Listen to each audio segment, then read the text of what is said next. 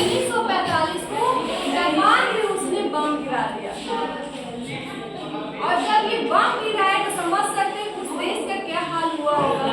वो भी परमाणु बम ही नहीं, परमाणु बम गिरा तो तुम लोग बायोलॉजी में साइंस में जरूर पढ़े होंगे। अब इसके बारे में हम डिफाइन नहीं करेंगे कि परमाणु बम किसे कहते हैं। वहाँ देखो एक ही बार परमाणु बम नहीं गिराया, 6-10 को गिराया, फिर 3 बार इसलिए क्योंकि वो जीतना चाहता था युद्ध, रूस से अपना प्रभुत्व को ऊपर करना चाह रहा था, इसलिए उसने वहाँ पे परमाणु बम गिरा दिया।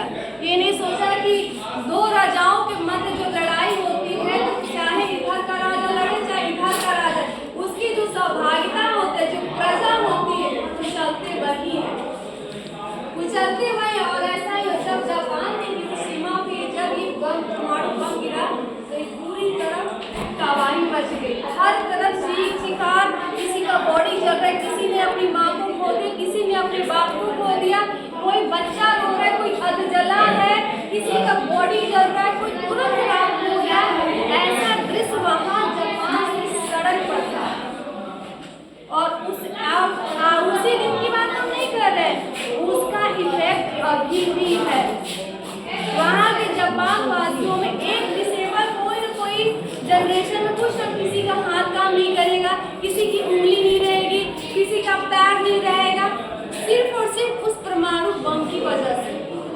कोई भी पूरा स्वस्थ वहाँ के लोग नहीं पैदा होते हैं, सिर्फ उस बम की वजह से। और उसी का दृश्य दिखाने के लिए आपको हिरोशिमा नाम की कविता लिखी है, शीर्षक दी है वहाँ के जनजीवन के बारे में बताने के लिए। जब बम गिरा तो वहाँ के जापान वासियों को कैसा दृश्य था, कैसा वो शहर दिख रहा था, कैसे लोग थे, उनकी मनस्थिति कैसी थी, क्या सभी खुशी का माहौल था वहाँ, सभी के आंसू थे, किसी का पूरा वो जगह ही चढ़ गया।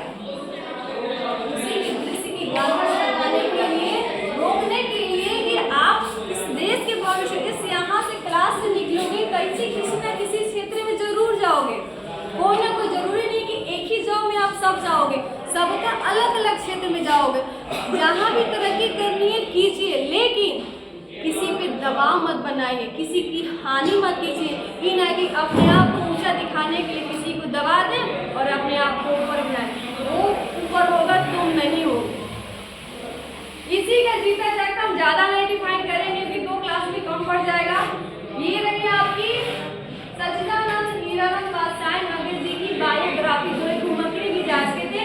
और साथ ही साथ मैंने कविता का बखान शॉर्ट फॉर्म में बता दिया। आप कुछ कविता पढ़ेंगे, कोई दिक्कत नहीं है, पढ़े। और ये जो कविता है कितना तो बता दी, थोड़ा सा इनका परिचय भी हम जानेंगे, इनकी दोनों साहित्यिक दुनिया में क्या क्या योगदान थे, इसके बारे में मैं नहीं बताई। आगे हम बोले कि साहित्य में बहुत सारे इंटरेस्ट था, अभिरुचि थी, यथार्थवादी का कविता लिखते थे। जो हम नाम बोलेंगे बाबू उसको अंडरलाइन कर लेना, ये एग्जाम में एनी हाउ पूछता है, ठीक है। इनका जो काव्य कृतियाँ हैं, काव्य में आपका हो गया भग्न